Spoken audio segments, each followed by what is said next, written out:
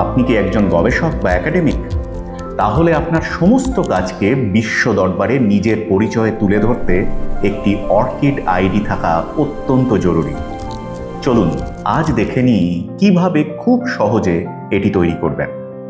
প্রথমে Google open করে orchid ID search করুন এবং প্রথম লিঙ্ক orchid.org-তে ক্লিক করুন। এরপর ওয়েবসাইটের একদম উপরের ডান দিকে থাকা সাইন ইন অ্যান্ড রেজিস্ট্রেশন অপশনে ক্লিক করে রেজিস্টার নাও বেছে নিন। এরপর আপনার নিজের নাম, পদবি এবং একটি বৈধ ইমেল অ্যাড্রেস দিয়ে ফর্মটি ফিল আপ করুন।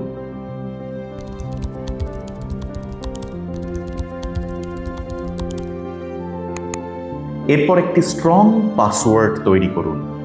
মনে রাখবেন, পাসওয়ার্ডটি অন্তত 8টি অক্ষরের হতে হবে, যেখানে অন্তত একটি লেটার বা সিম্বল এবং একটি নাম্বার থাকা কিন্তু বাধ্যতামূলক। পরের ধাপে আপনার বর্তমান কর্মস্থল বা ইউনিভার্সিটির নাম দিন, যেমন ধরুন ইউনিভার্সিটি অফ কল্যাণী।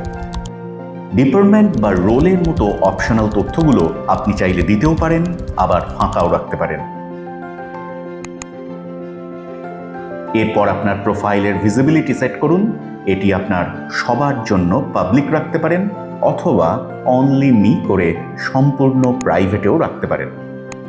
আমরা একেবারে শেষে চলে এসেছি। টার্মস অ্যান্ড কন্ডিশনের চেকবক্সগুলোতে টিক দিন, I am not a robot ক্যাপচাটি পূরণ করুন এবং কমপ্লিট রেজিস্ট্রেশনে ক্লিক করুন। ব্যাস, স্ক্রিনে তৈরি হয়ে গিয়েছে আপনার 16 ডিজিটের ইউনিক অর্কিড আইডি। এখন থেকে আপনার সব রিসার্চ পেপার এবং পাবলিকেশন থাকবে একদম আপনার নিজের পরিচয়। ভিডিওটি কাজের মনে হলে অবশ্যই শেয়ার করুন। ধন্যবাদ।